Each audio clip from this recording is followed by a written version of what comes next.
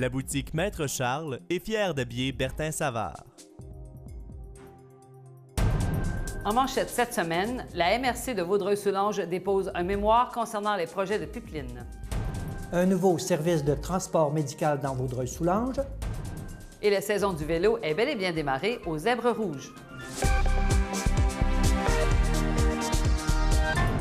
Bonjour et bienvenue à votre hebdo régional de Vaudreuil-Soulanges, soit le dernier de la saison. Bonjour Linda. Bonjour Bertin.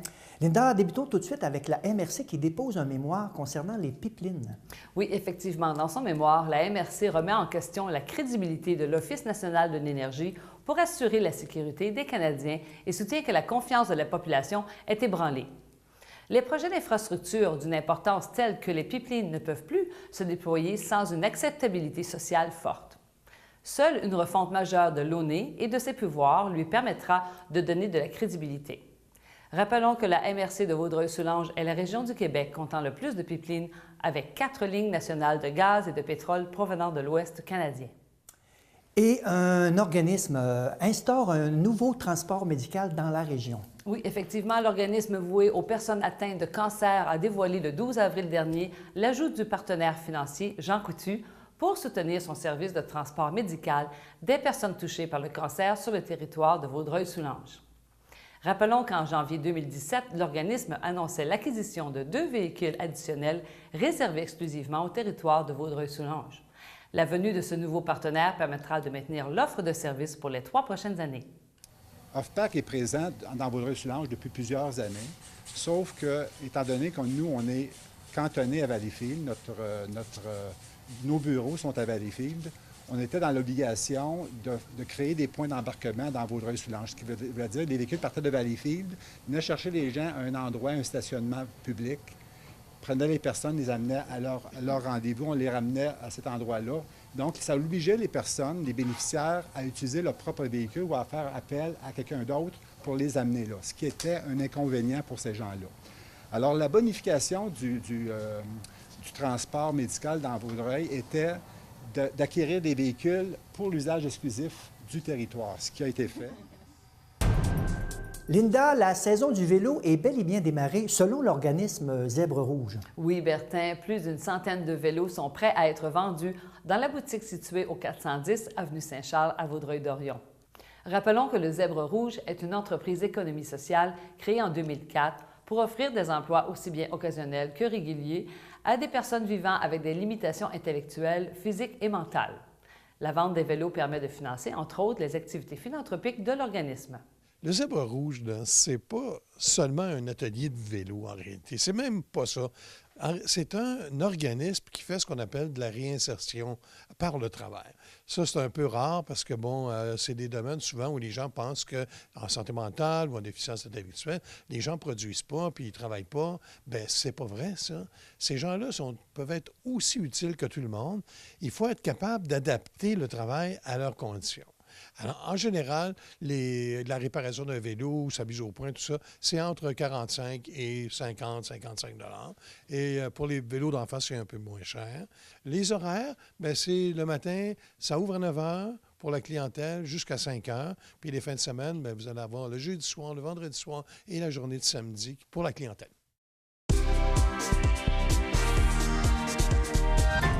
La ville de Vaudreuil-Dorion est en préparation de la construction d'un hôtel de ville. Oui, Linda, le temps semble venu pour la ville de Vaudreuil-Dorion de passer de locataire à propriétaire, étant donné que le 2555 rue Dutrisac est à vendre. Le conseil municipal a statué que la construction d'un hôtel de ville était plus avantageuse puisqu'il bénéficiait d'un taux de location exceptionnel. Des négociations pour l'achat du terrain sont en cours et l'emplacement devrait être dévoilé dans les prochaines semaines.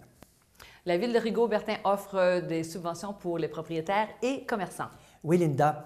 Avec ce nouveau programme de subvention intitulé Rigaud Rénove, la ville souhaite susciter la redynamisation et l'embellissement du centre-ville, inciter les propriétaires à réaliser des interventions de qualité, assurer la conservation et la mise en valeur de bâtiments patrimoniaux et encourager les initiatives de développement durable. La ville de Saint-Lazare acquiert un camion échelle. Oui, Linda. Le 4 avril dernier, le maire de Saint-Lazare, Robert Grimaudeau, et son équipe de sécurité incendie ont accueilli la nouvelle pièce d'équipement à la caserne. Le camion échelle d'une hauteur de 100 pieds permettra d'intervenir rapidement lors d'évacuations. Il s'agit d'un ajout important pour la sécurité des pompiers qui ont souvent à travailler sur les toits en pente lors d'incendies.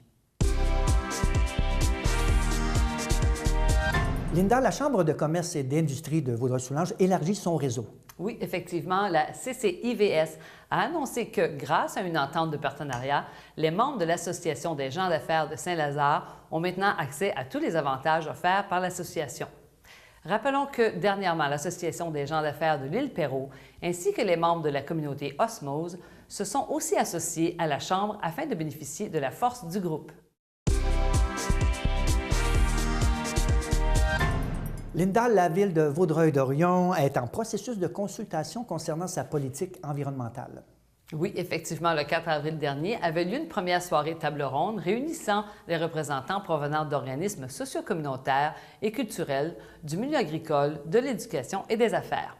Au total, 38 participants se sont exprimés sur les grands enjeux environnementaux à partir desquels sera rédigée la politique environnementale. Une autre consultation citoyenne grand public sera organisée le 25 avril prochain à 19h au Centre multisport. Linda, le service d'effarouchement des oies sauvages est de retour dans la région. Oui, pour une 18e année consécutive, la Fédération de l'UPA de la Montérégie offre gratuitement, de la mi-avril à la fin mai, un service d'effarouchement des oies pour les producteurs agricoles afin de minimiser l'impact sur les terres agricoles du passage des oies, des neiges et des bernaches.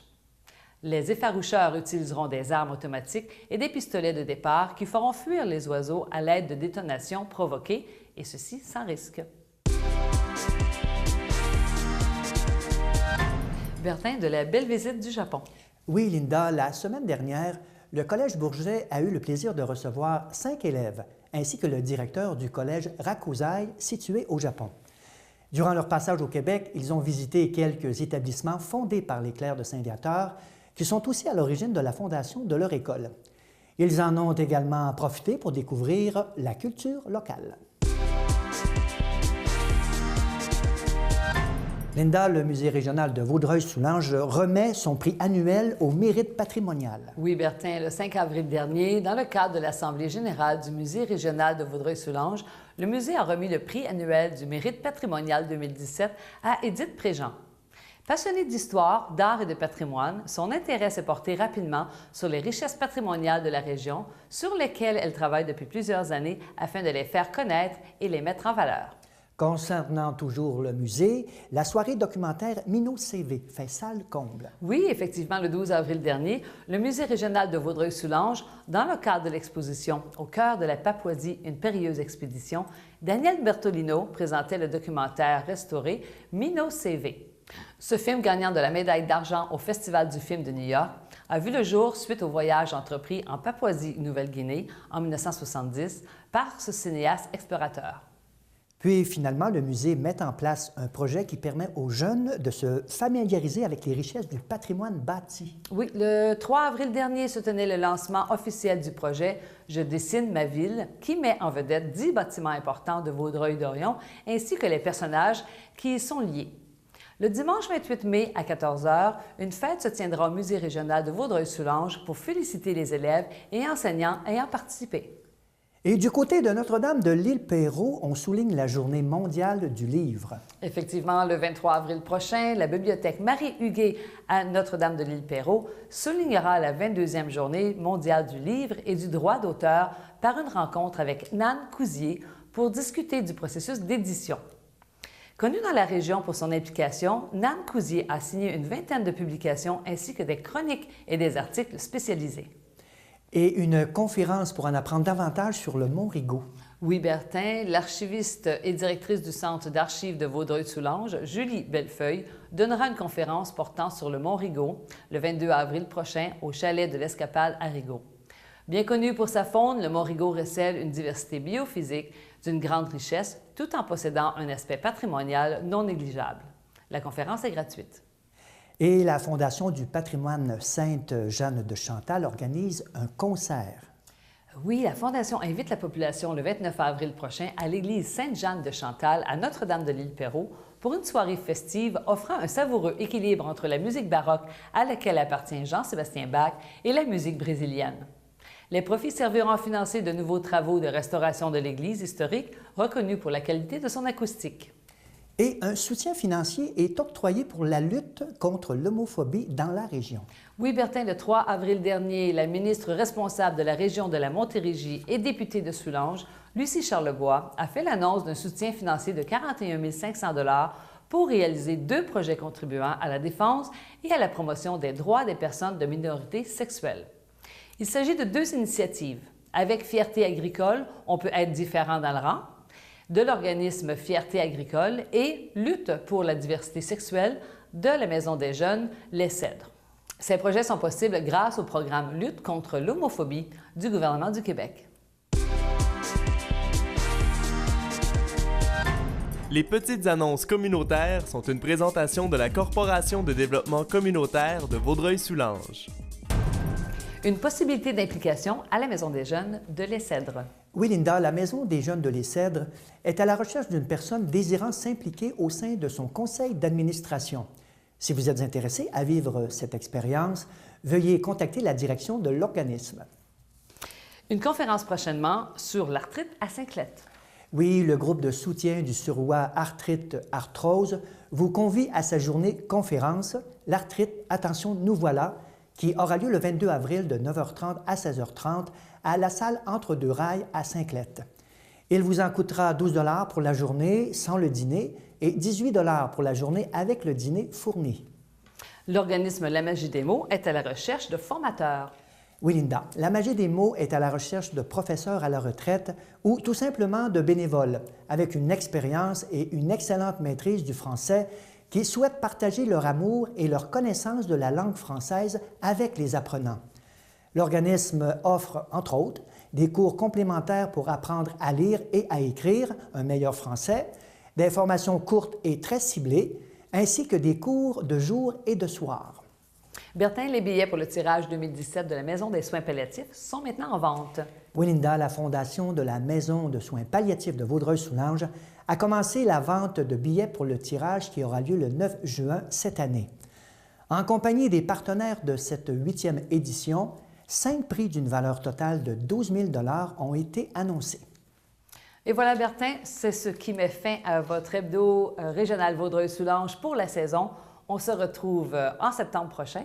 Bon été, Bertin. Bon été, Linda. Et quant à nous, nos équipes de C'est sur la télé sillonneront la grande région de Vaudreuil-Soulanges pour de nouveaux reportages présentés à l'automne prochain. Bon été. Bon été. Bon été, Linda.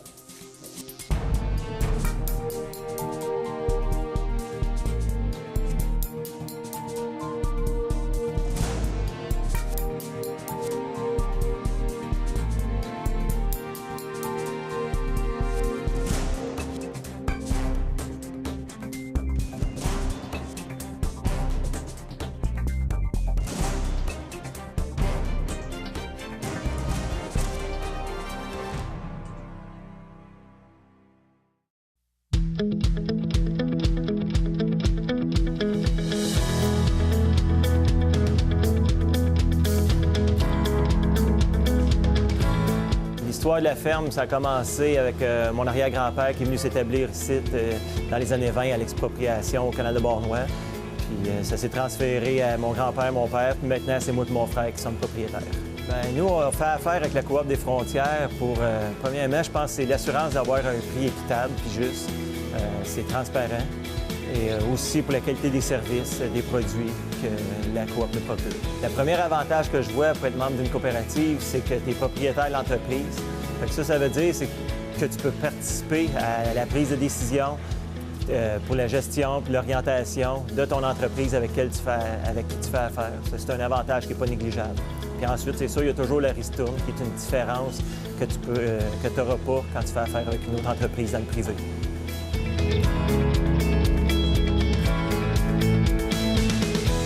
Dans le fond, il faut comprendre à la base qu'une coopérative agricole, ça appartient aux producteurs agricoles. Et eux, en assemblée annuelle, se votent des administrateurs. Donc, il y a 7 administrateurs à la coop. Puis eux, ensuite, se nomment un directeur général. Nous avons environ 900 producteurs sur notre territoire. Puis principalement, ça se retrouve dans le territoire des 3 MRC, le Vaudreuil-Soulanges, Haut-Saint-Laurent, puis Beauharnois-Salaberry. Et on a 350 membres actifs là, dans ces 900 producteurs-là. Bien, la coop est impliquée dans 5 secteurs d'activité, dont les productions animales, les productions végétales, les quincailleries, les produits pétroliers et la commercialisation des grains. En fait, on utilise presque tous les produits qui sont en vente à la coop, que ce soit les aliments pour bétail, tout ce qui est intrant dans le végétal, carburant, puis on vend notre grain à la coop aussi. On l'utilise presque à plein potentiel, quasiment à 100 %.